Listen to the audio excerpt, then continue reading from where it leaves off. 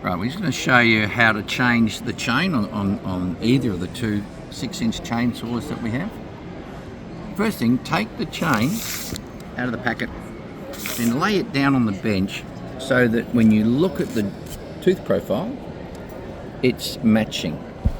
Obviously, if you had it on the ground this way and you mounted it, the teeth are facing backwards, so it turns in this direction, so it's not going to work.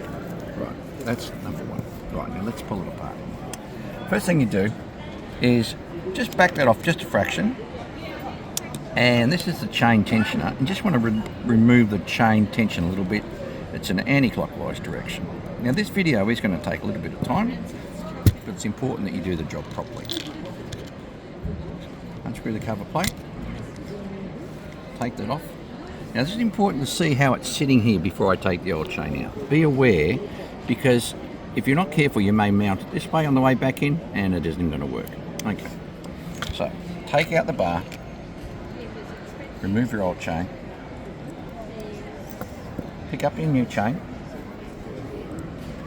and you can see there's a little thin track, and you just put it in. Now what I've personally found, and you may not need to do this, but I find if I just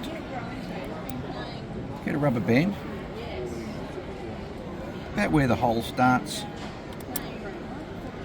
and it just keeps this part of the chain in the track. Easier for me anyway. Okay. Make sure the chain is sitting the same way that I showed you before, and then do that again. Don't blink, you'll miss it.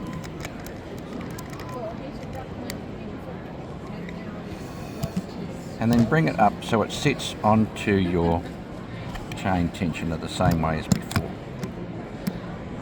Now I'm going to have to back that off just a fraction more. So remember, it's not clockwise, it's anti-clockwise.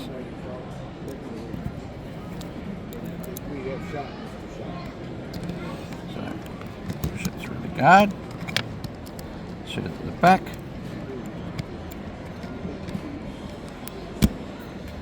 And that's in the position that you want it to do. Make sure that the chain at this stage is in the track and this is at the back. Right. It's a little bit fiddly this, but just move that out the way. You'll see it's got to go into that hole. Hold it down and look through there. You can see it's sitting correctly, but if it's moved upwards when you did this, you're going to have to do that again. Put this on. Do it up, not super tight, and then back it off. At this stage is when I take off. I'll take up a bit of the slack now on the chain tensioner. So you slot it in here, and you turn it to take the slack up.